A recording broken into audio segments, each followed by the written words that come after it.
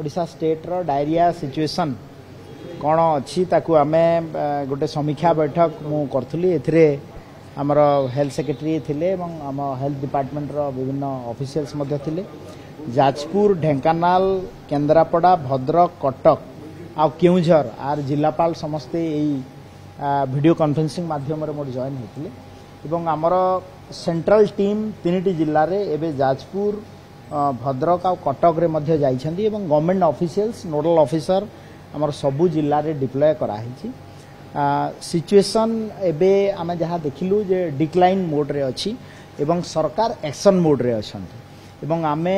निर्देश दैछु जे ड्रिंकिंग वाटर सोर्स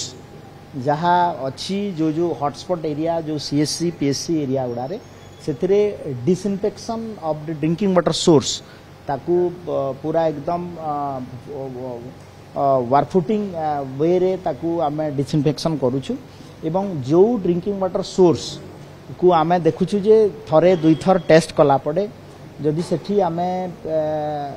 किछि फाइंडिंग्स मिलुछि इकोलाई बैक्टीरिया रो आमे देखुछु ताकू आमे पूरा सील करूछु एवं से ड्रिंकिंग वाटर ट्यूबवेल रु केही जेंति पानी भी पी पारिबे नै ताकू भी चेन काढी दिया होछि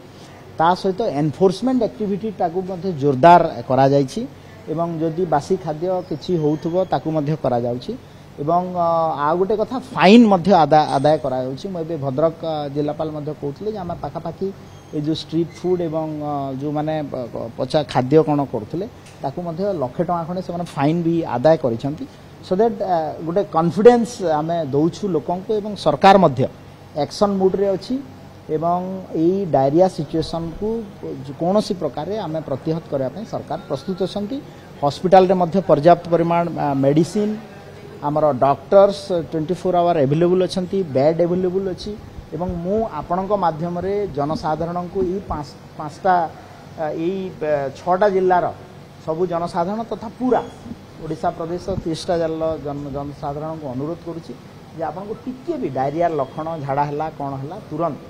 हम कंसल्ट करंतु हम हॉस्पिटल रे एवं सबु प्रकार सुविधा दिया हबो एवं आमे ताकू कंट्रोल करिया पई एवं सरकार मध्ये प्रस्तुत अछि सेंट्रल टीम हमकु जहा रिपोर्ट दैछंती एवं अन्यान्य हमर जहा भी सोर्स अछि पानी जनित किछि जागा रे हेछि या तो सेंट्रल टीम मध्ये रिपोर्ट दे सारिछंती एवं गणमाध्यम रे आपण माने भी तो ताकू देखैछंती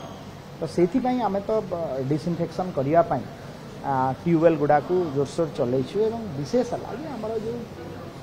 बहुत जगह रे कोन होय कि पानी बाहरी गला छोट कम सेलो डेप्थ रे कम डेप्थ रे ट्यूबवेल रे भी पानी आमे काढी की व्यवहार कर देछु तो सेथि पई हमर अनुरोध रहिबो जे पानी टाको फुटे की पियंतु गरम खाद्य खांतु हाथ भल कर धुअंतु एवं जाजपुर जिल्ला रे आ गुटे अभिनव उपाय करा है आमे सोप